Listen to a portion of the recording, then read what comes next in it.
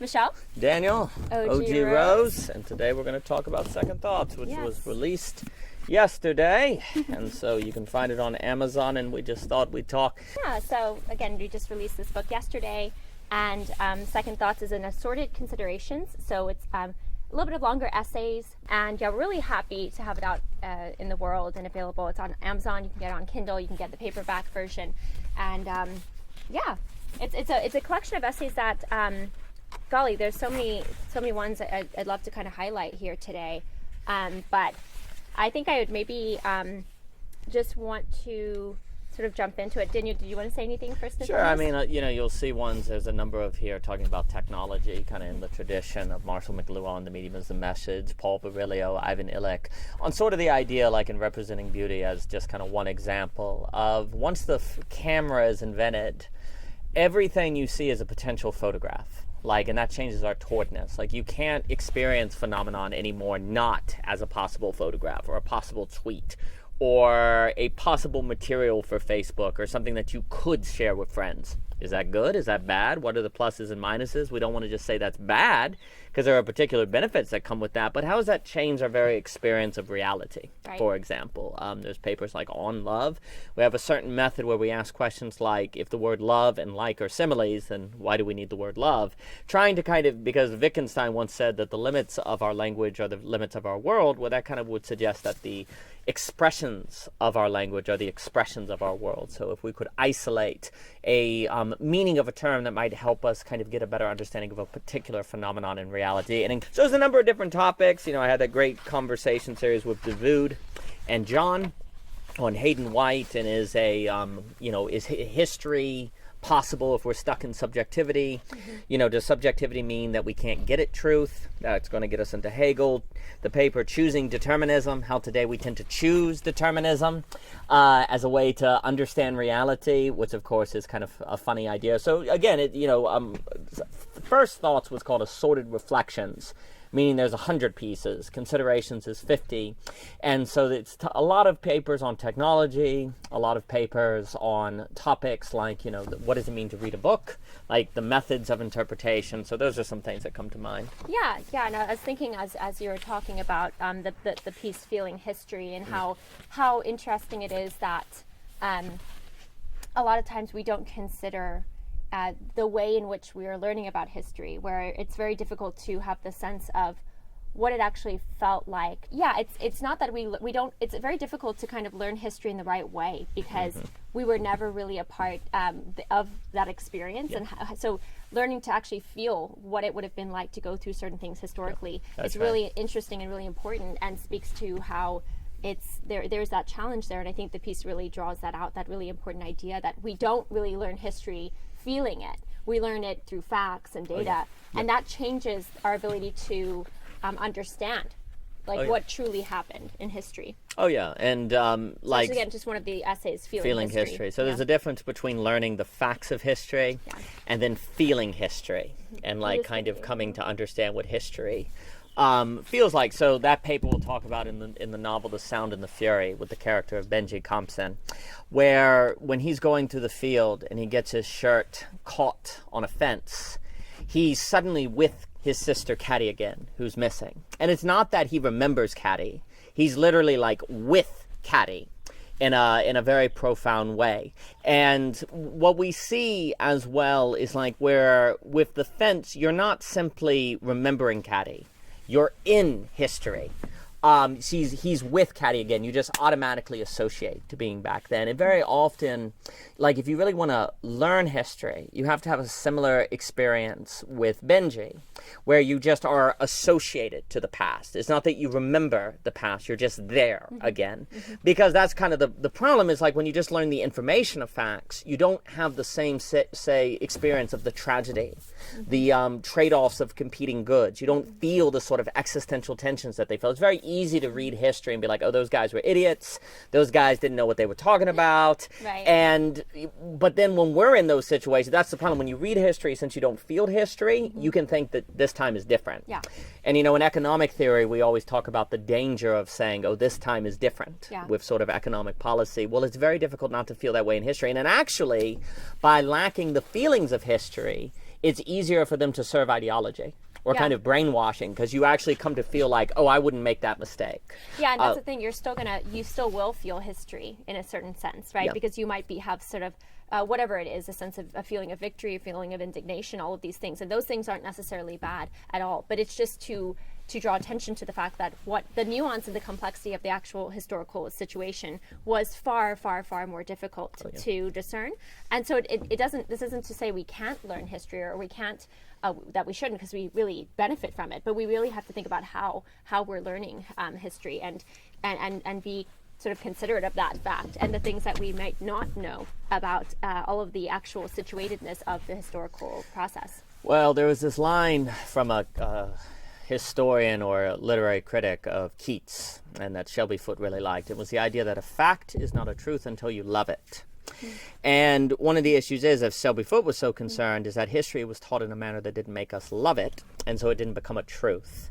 And if it doesn't become a truth, then it doesn't change us. And so what, Mr. Foote is really concerned about, and there's also the gentleman who wrote The Devil in the White City. He did the book on the in the World War I book. I can't think of his name at this moment, but he's a marvelous historian. And all of them are part of the kind of notion that if you don't teach history like a novel, then it can't be a truth. It can only be facts. And if it's facts, you're probably not going to avoid the mistakes of history. And so the artist becomes central for the teaching of history.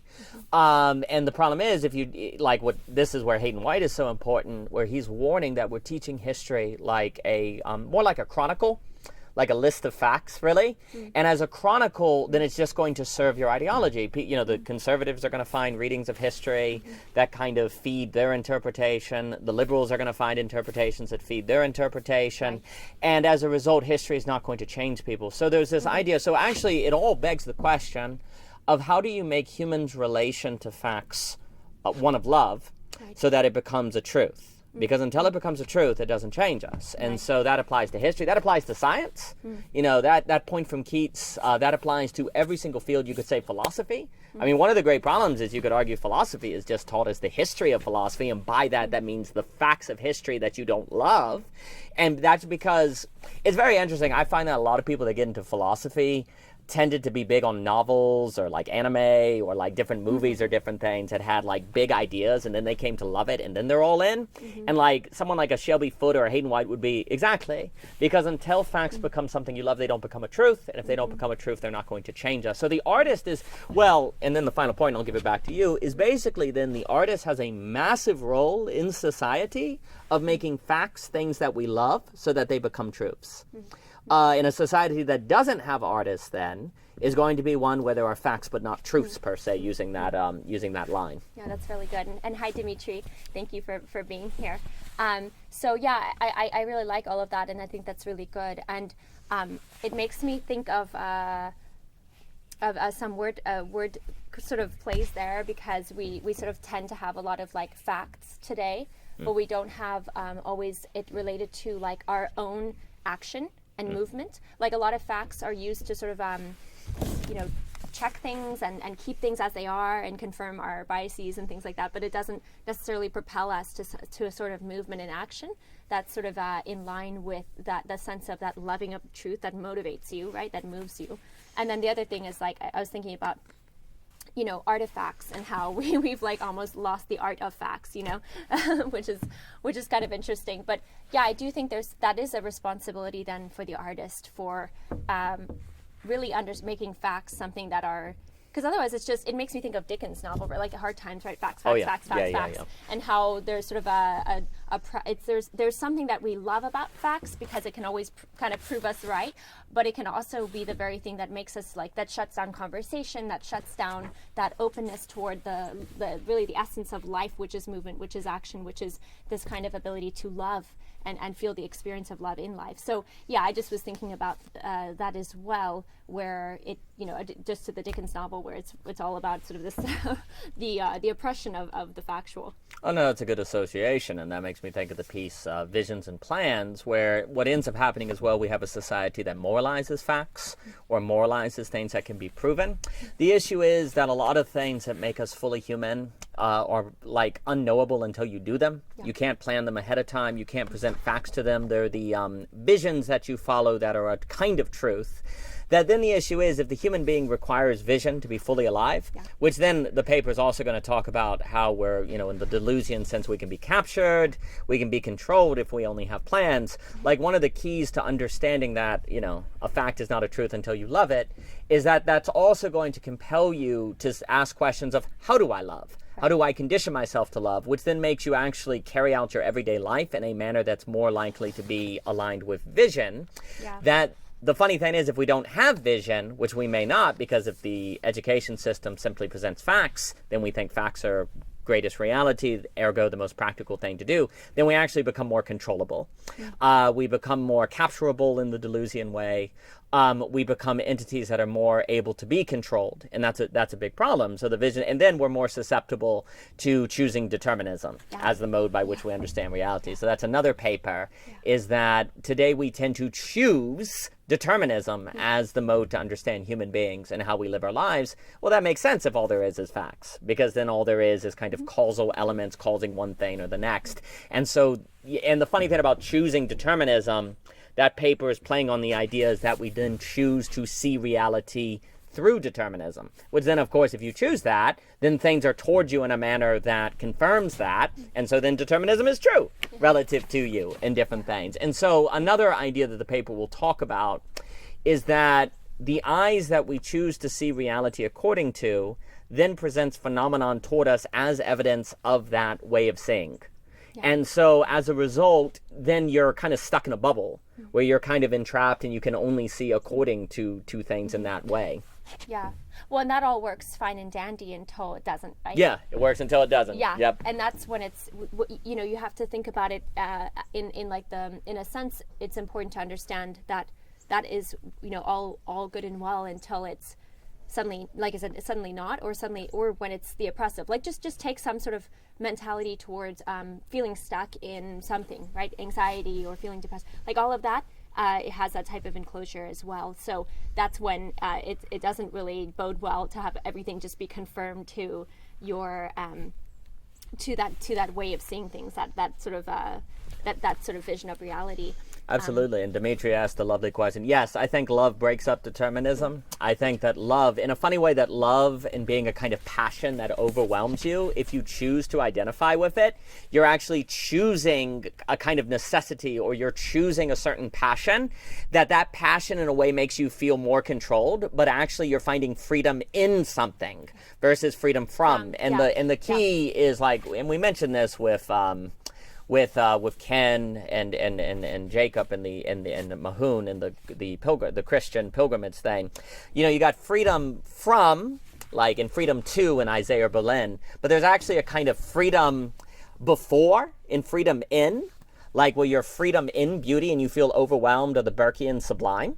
And the funny thing is, we feel most free, like Dallas Willard has that line where he says, freedom is not found in the kid that can eat chocolate whenever it wants. It's found in the kid that, it's found in the kid who you listen to a Beethoven's Ninth and you're just overwhelmed by the music and you can't help but stand up and clap and different things. Like, that's where you find freedom. So you have freedom to, freedom from, and then freedom before, or freedom sort of observing things. But the thing is, like, to be able to, like, have the freedom before, you have to condition yourself and kind of train yourself to the place where you can find freedom in, and that's conditionalism. So I think love is an opportunity to break from determinism, but it's kind of paradoxical because you're breaking from it by choosing to be before something that seems to eclipse you, that seems to be greater than you. But in finding that freedom in something that's greater than you, you actually find greater freedom in that way.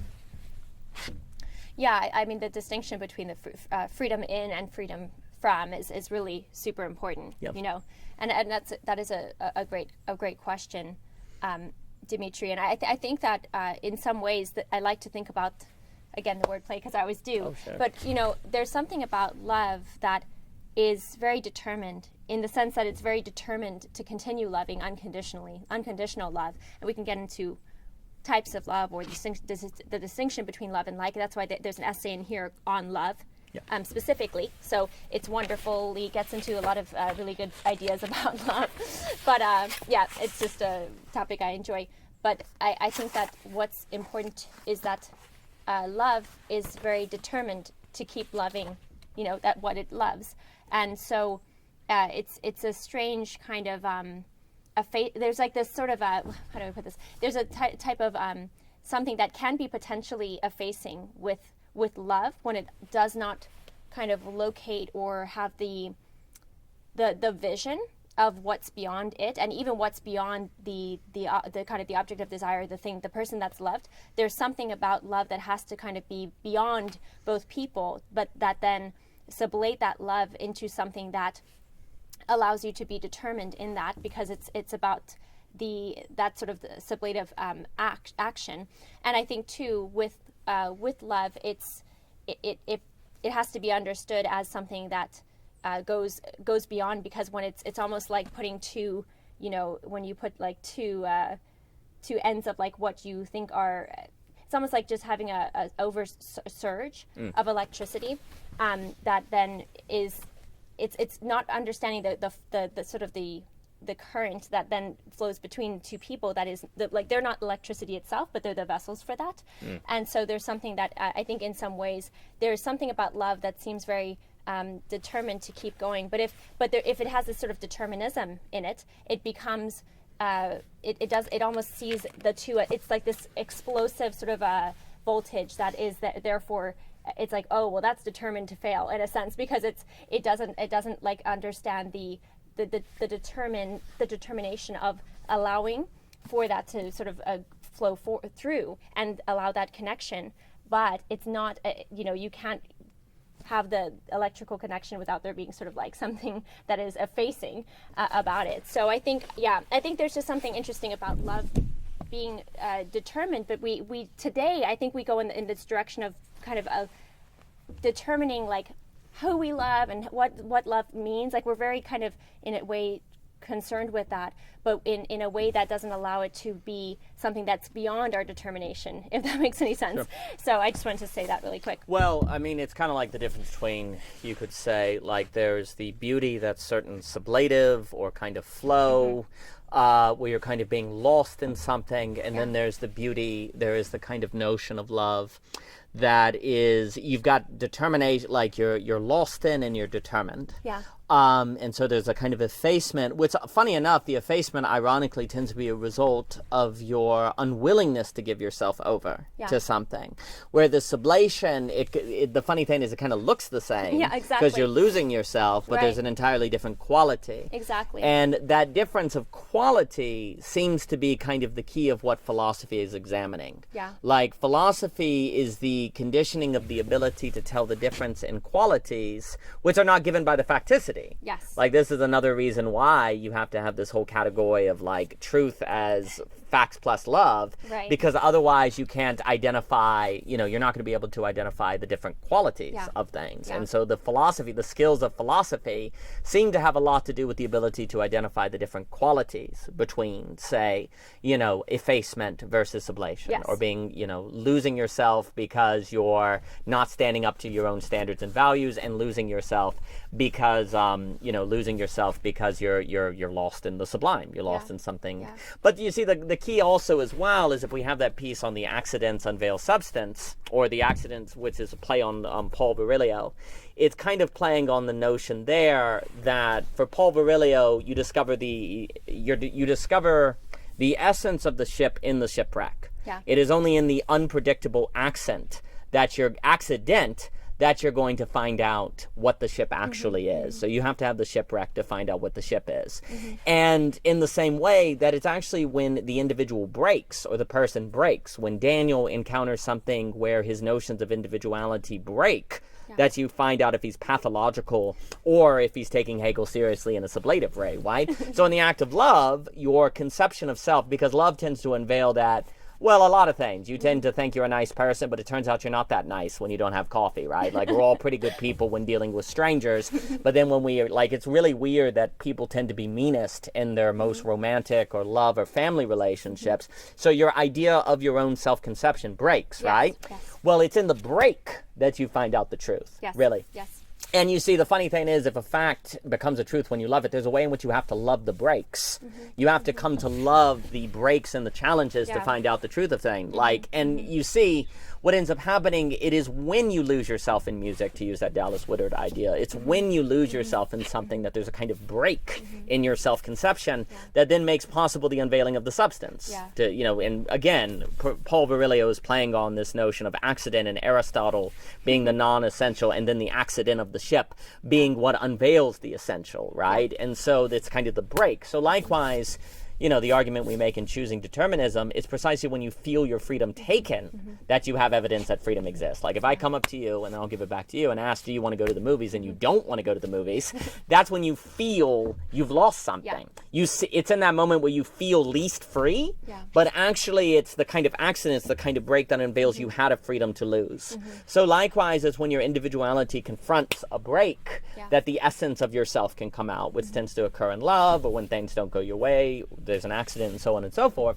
And then the question is, do you have the philosophical training to judge the different qualities of the experience? Can you judge the difference between effacement and losing yourself in the sublime? Can you judge the difference between a fact and a truth? Like philosophy has a lot almost to do with like tasting and cooking. Like, can you tell those qualitative differences? Yeah, absolutely. And I guess I just was reflecting a little bit more on Dimitri's question about love and determinism, breaking up determinism, because in a way, like actually, love itself that isn't kind of the effacing love, right? The sublative love is going to allow for the breaks, like is going to allow for the breaking, right? It's like, isn't there that line by C.S. Lewis is that the road to heaven is paved with broken hearts, not and hell frozen hearts. But there's something about the idea that if somebody is really determined to love someone, but they haven't found out what does that actually mean for the other person, then they're very determined, and yet it can be felt like the most unloving thing by the other person unintentionally, right?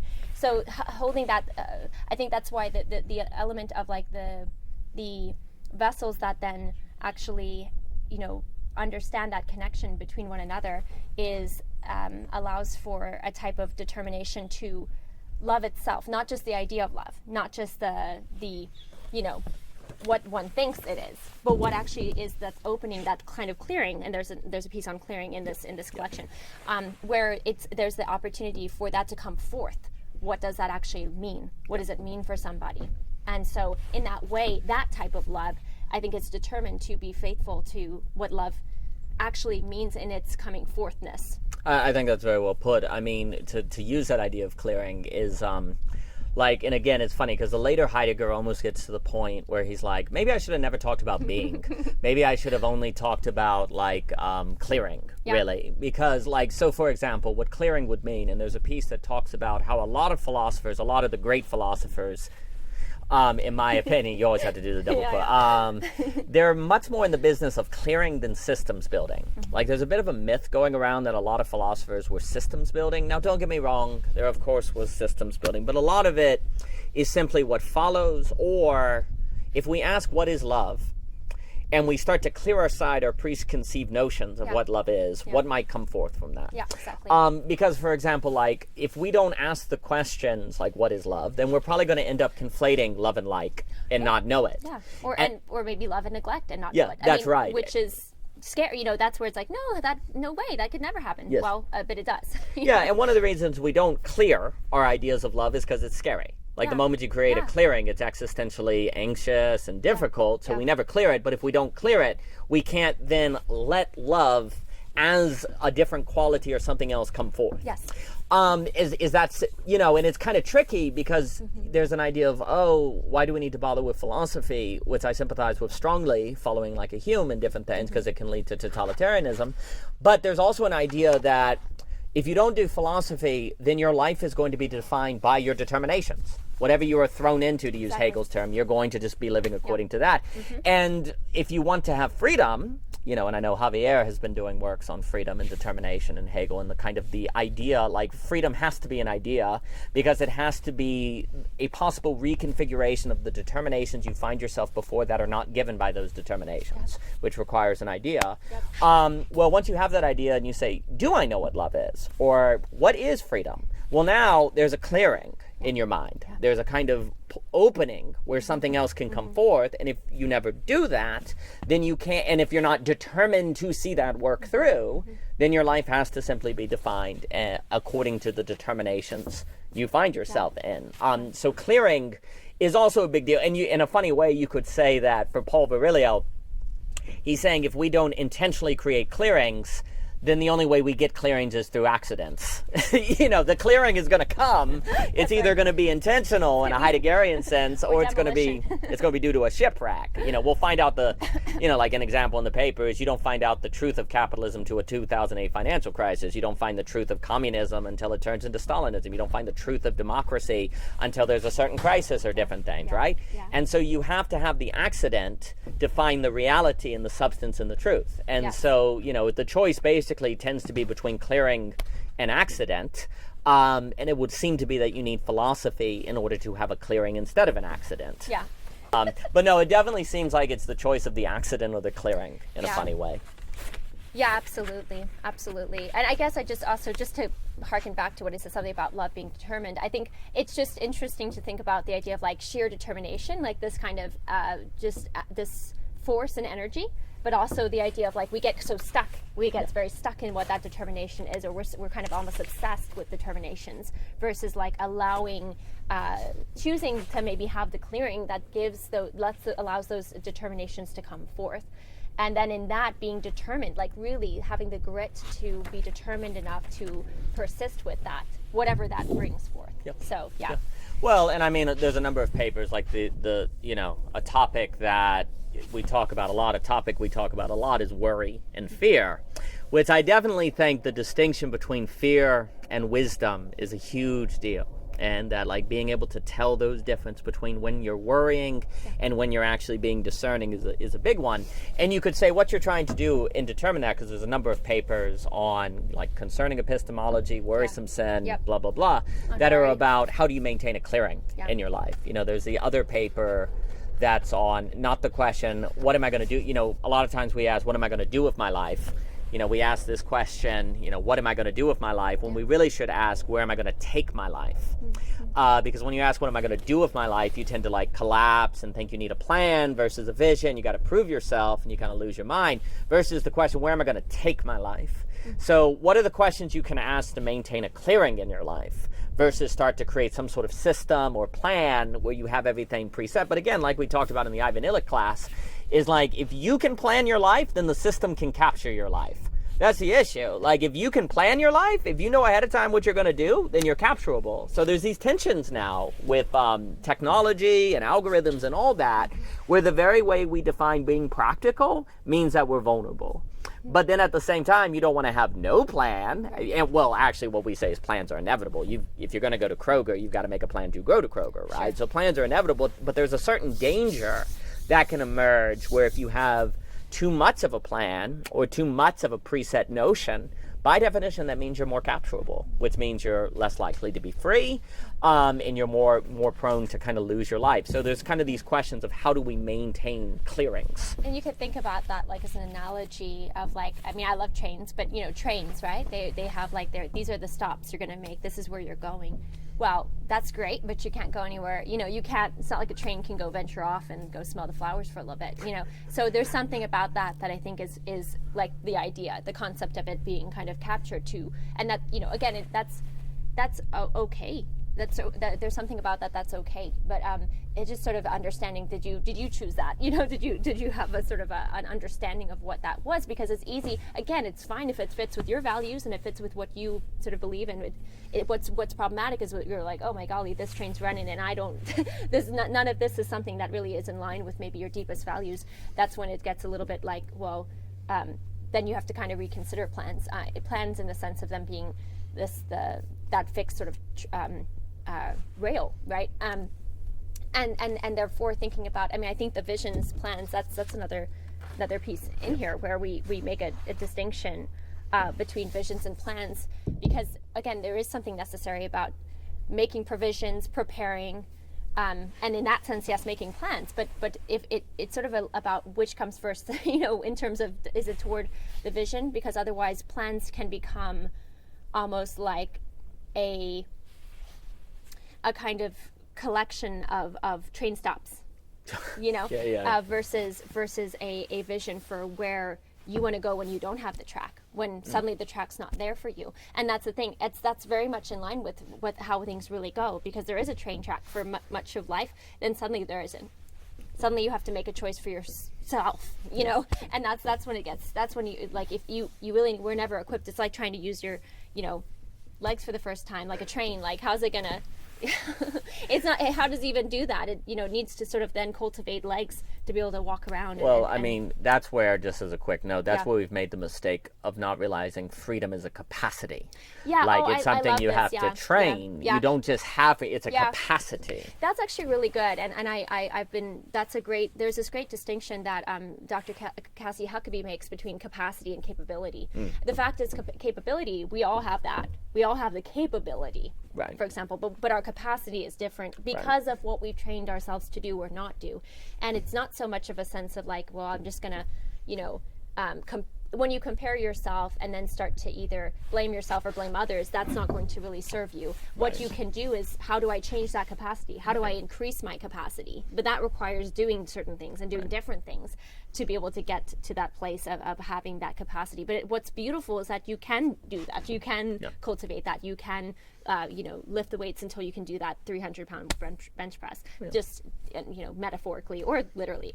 So, Well, and there, again, like when all you have, and again, I think this has significant political ramifications, because right now a lot of the political debate is between freedom to, freedom from, what Isaiah Berlin describes as freedom, positive freedom versus negative freedom.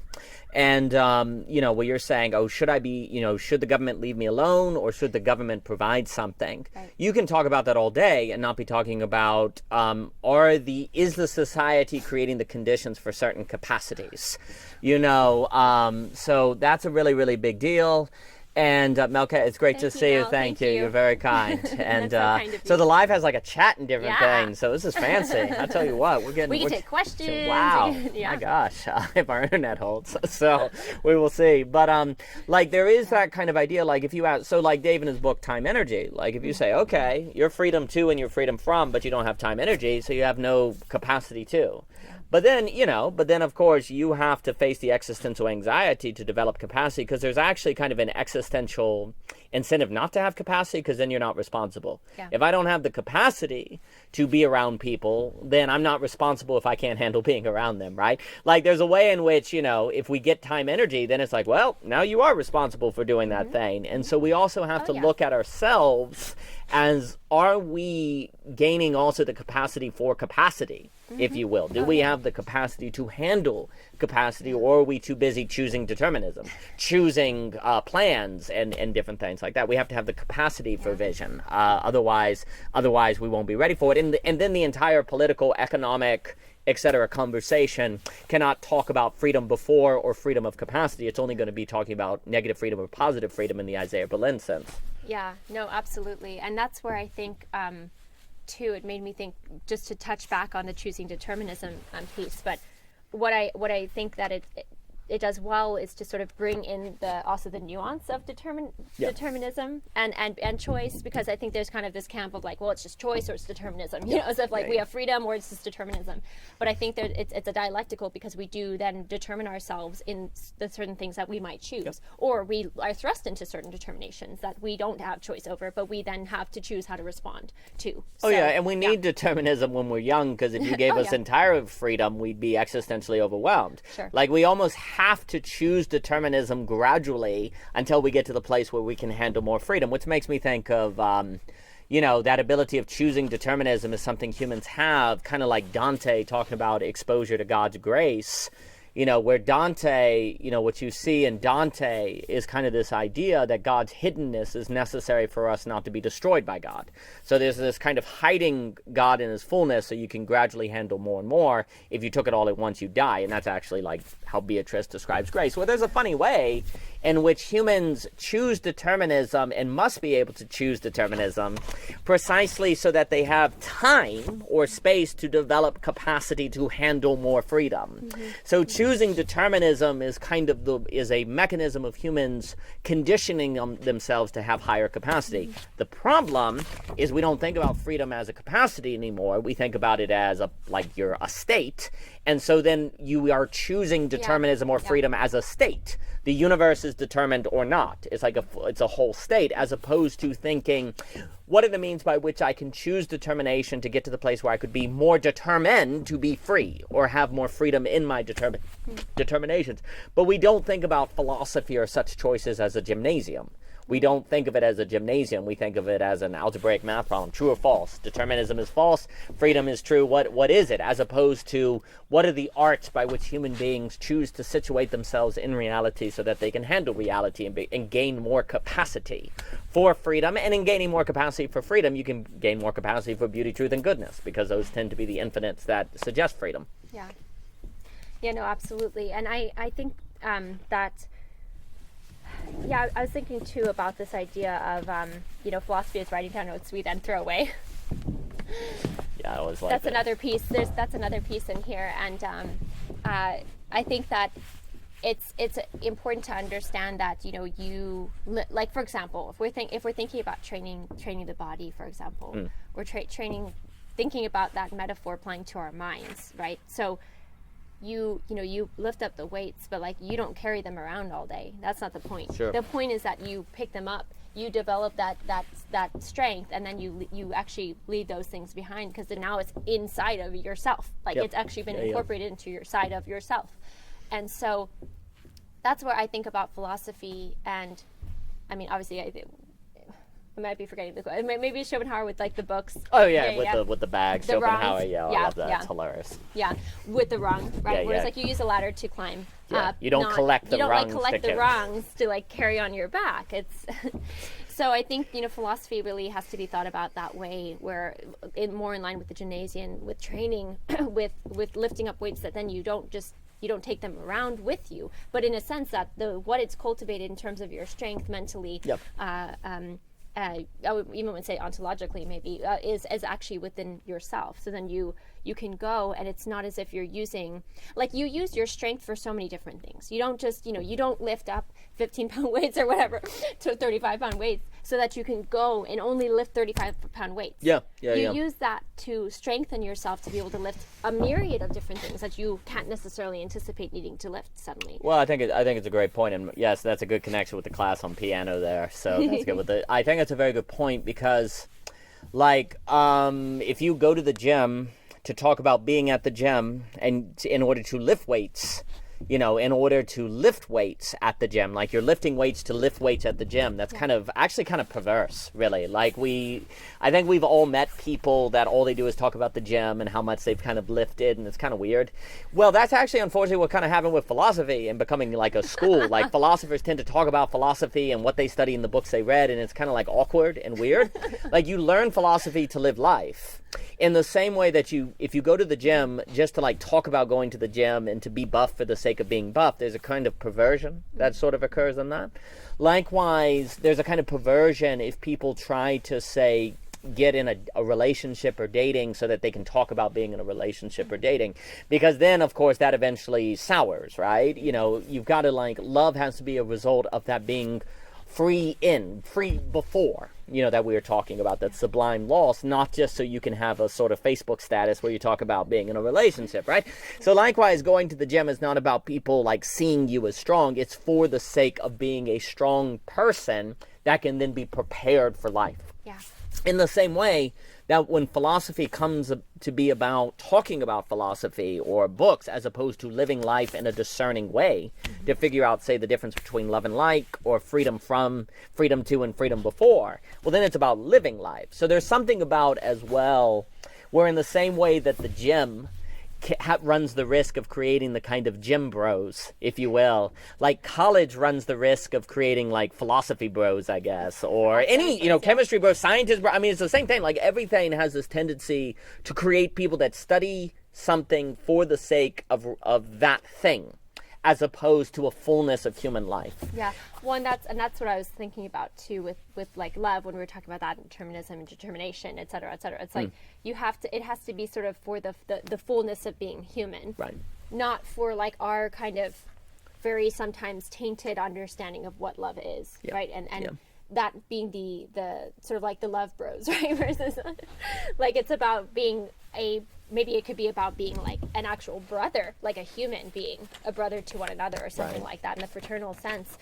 But yeah, I think there is something that is very interesting. It's interesting to think about that. I think that was a great idea about like, we kind of recognize it more easily with like the person's like, I benched this, and not that there's anything wrong with sharing about that. Maybe that's how some people connect with each other. But just like always kind of going around and making it about like the actual like, this is what I bench pressed, or this is what I did, or this is, you wouldn't, there's a way in which this is what I read, this is what I wrote a paper, and that's the thing, when you start to realize the comparison in like the philosophical or academic world, that's like, oh, wow, that's what seems like what happens quite frequently, actually. And I think too, there's a way in which, in a way you want to talk about it, to talk about life, like you bring it, if you bring it up, right, if you bring up about the weights, or you bring up about the author or whatever, you're doing that to kind of actually further the connection with who you're speaking with, and about the connection to life itself. It's a means on ends, Right.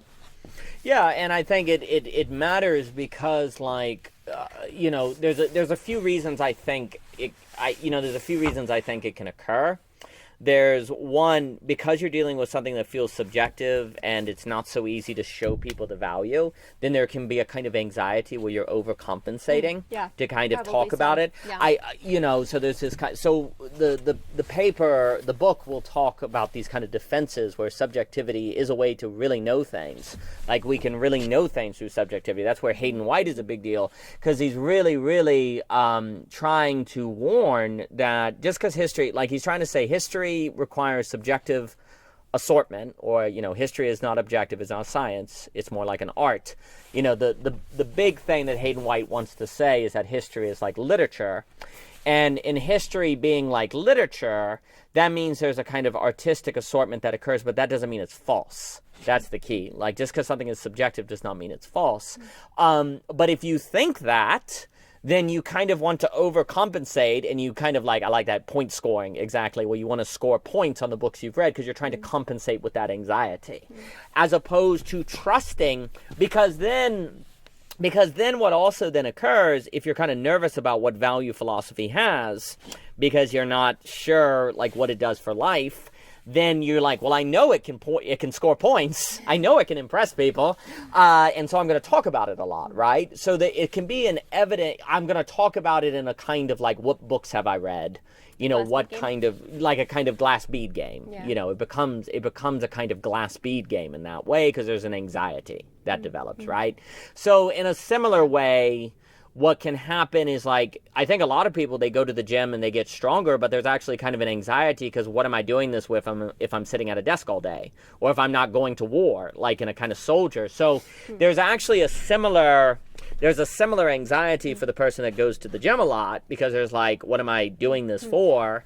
I want to impress people, but I'm not doing manual labor and I'm not going to war. So there's an anxiety in the same way that the philosopher, if they're not sure what it's for, like telling the different qualities of life, then there's an anxiety they're trying to compensate for.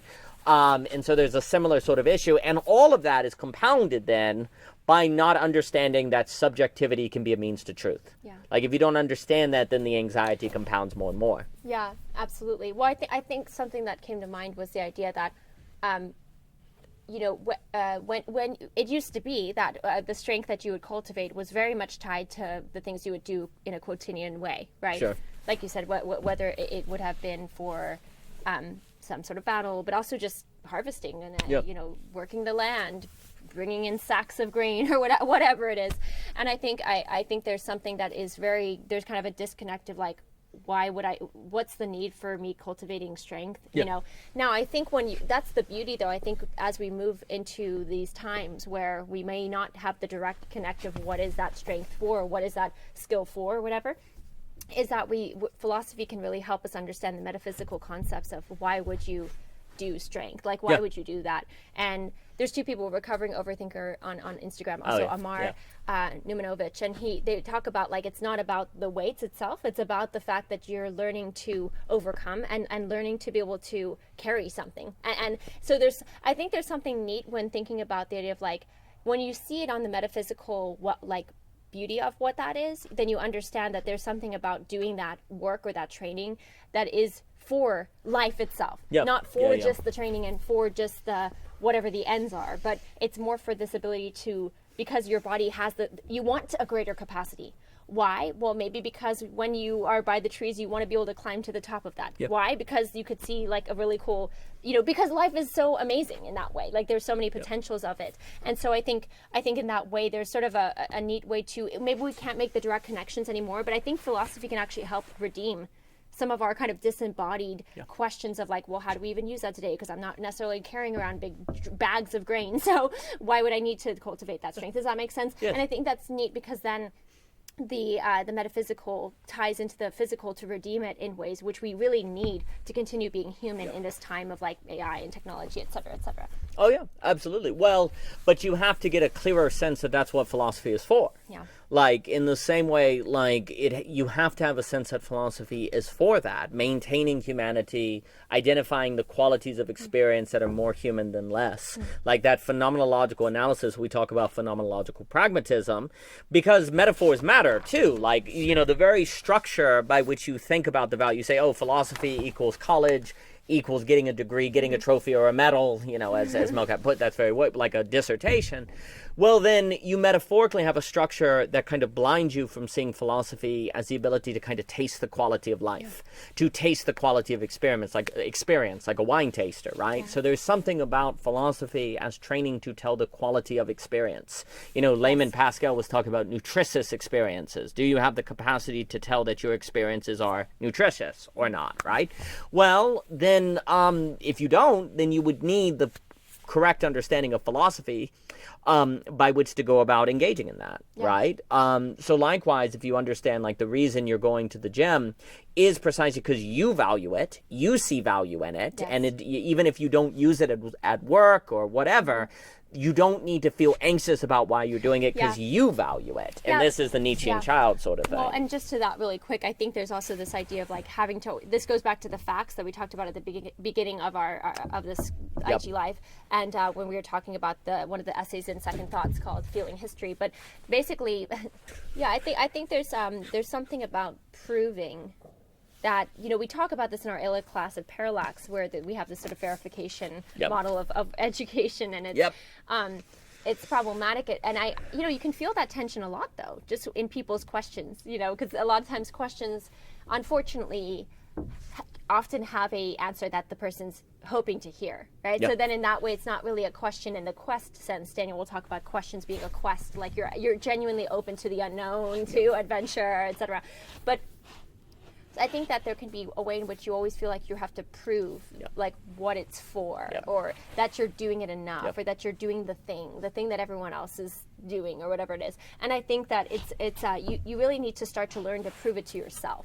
Can you prove it to yourself? Can you prove it to yourself that you don't have, like, for example, that you don't have to keep living to just prove it to everybody else?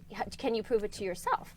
And not sort of live with the verification of, oh, is it verified to everybody else that I am doing X, Y, Z, or that I'm doing weights for the appropriate reason, or whatever, am I doing it for my own the sort of proving it to myself, not for the accolade or the sort of the showing that off to anybody, but really showing it with your whole life. Yeah, I mean, I've been thinking a lot recently, with these conversations at Voicecraft with Forrest Landry and Michelle Bowens and Tim on political economy and politics today, and going back to Tocqueville, who's, again, kind of blowing my mind, all the stuff that's in Tocqueville that you don't realize is there. on the idea that democracy is a condition of equality. And by equality, when we hear that, we think like equality under law or equal condition. Like what he means by equality is what follows when you get rid of aristocracy and social hierarchy. So, it used to be, oh, you're the blacksmith, you're the king, you're rich, you're poor. So there's so social interactions were mediated by social positioning. And what Tocqueville warns is that in democracy, you have to encounter people unmediated. So in a way, naked. Like you're in the garden, you're naked, no fig leaf. And he warns that people tend to be existentially overwhelmed by that. Because if you do philosophy because you value it and you can't say, oh, it's because I got a degree in philosophy. Oh, it's because I have a job. Well, then it's really nerve-wracking because the gaze of the other makes you reflect on yourself and everything you're doing. And what Tocqueville warns is that, well, basically what he warns is that democracy is only possible for people that can handle that kind of nakedness. Because otherwise they're going to turn to a strongman, or they're going to isolate. They're going to avoid people that draw into question their life choices. And so, the other thing we've just been talking a lot about, I'm increasingly convinced that by democracy, Tocqueville basically means the liminal web. He doesn't just mean a voting process. He means the kind of philosophical discussion of values and ideas that are not defended by social hierarchies or labels or stuff like that, where you're saying, I believe in this, and this is what I value, and because I value it. Well, that's nerve-wracking. Oh, yeah. But basically, what's so crazy is that Tocqueville so early on is basically saying if people cannot handle that anxiety, democracy will be a disaster. And I do wonder if we've ever had an age that is ready for democracy, really, in the way that Tocqueville's describing it. And so that kind of capacity for dealing with anxiety is really necessary. And we haven't done it. We've turned education into verification because if I can verify there's no anxiety, if this is practical, there's the danger of only doing things because it's practical and has utility. Well, that's a kind of fig leaf. You're safe.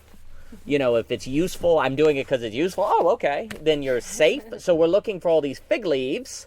And basically the key is that you cannot be human. You certainly can't live according to vision or high order values or all these different things unless you're willing to be naked as such. And we really have not learned to do that. Therefore, there's a real argument to be made that the conditions of democracy have not occurred. Simply, they've occurred in terms of, for Tocqueville, there happened to be a frontier in America, so you had a source of vision and non-rationality just by chance, by kind of luck. But it has not been intentional yet, because that would require a certain conditioning of subjects to handle anxiety. Yeah, no, absolutely. And it's we have a couple papers in here on wari. Yep. And one is specifically on called wari. On Wari. Yeah. But I think that it's quite challenging because that idea of being the nakedness, whenever you're doing something that's kind of different or it's difficult to explain, or you can't really quantify, you can't really verify it. But you could, it's not as if it's not discernible. Like you're saying, like that idea of philosophy kind of giving you that like finer taste. It's like, I worked at a vineyard and the winemaker could taste, some viticulture, or they could taste some sort of cultivar. They'd know, like they could taste things that, it No one seems else almost could. funny, like you can laugh about it, but they really do. They really taste that. Yep. They really taste the cranberry. It's really specific things, oakiness, all these things. And so it's like that, developing a better taste for what is reality, what is actually happening, and truth, because it's what you can't verify. You could still experience a quality of. You could still experience its quality, and in the quality, you would have to let down some of your fears and your worries about, well, like if they're not doing this, then maybe it means that, right? But if you experience the quality, you could still discern something, and you could have a different type of metric actually for being able to be with that person or that entity, that thing you can't necessarily understand.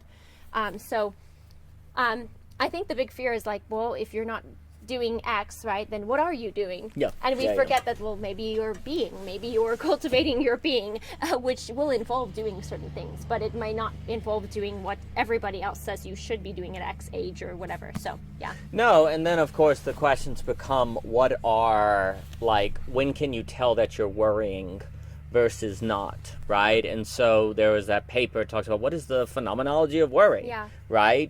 What is the difference? Like, is it the case that there's nothing the person can do that makes you feel better? Is worry backed by actual experience or possibility? Like a lot of times worry is more possibility based than it is an actual thing that you're saying. Like if there's a lion in the yard, it's not really worry to not go in the yard. It's kind of wisdom because look, there's a lion. Yeah. Worry is when you go, might there be a lion in the yard? What if there was a lion in the yard? Yeah, but it's hard not to just feel justified in that worry, because say you have the train tracks, like we used that analogy earlier, right? Well, the train tracks are what keep you going, what keep you safe. Like, Right. you know, you don't want trains off the track, that means there's a wreck, right? Yeah, So yeah. it's like that, when we talked about this in the Illic class as well, parallax on our class on Ivan Illic, but there's a way in which that's why it's so important to kind of strip things back a little bit further. Because otherwise, what's established might seem like you're not worrying when you're concerned about X, Y, or Z. It's just it's a normal concern. And I think there's also a place in which we have to get robust enough to even allow for the concern or worry, even if it is or isn't justified in a sense, because you can't control like what other people do or think or feel. And so if you know in yourself, right, that what I talked about with like proving it to yourself, then there's really no need for you to start worrying that they're worrying.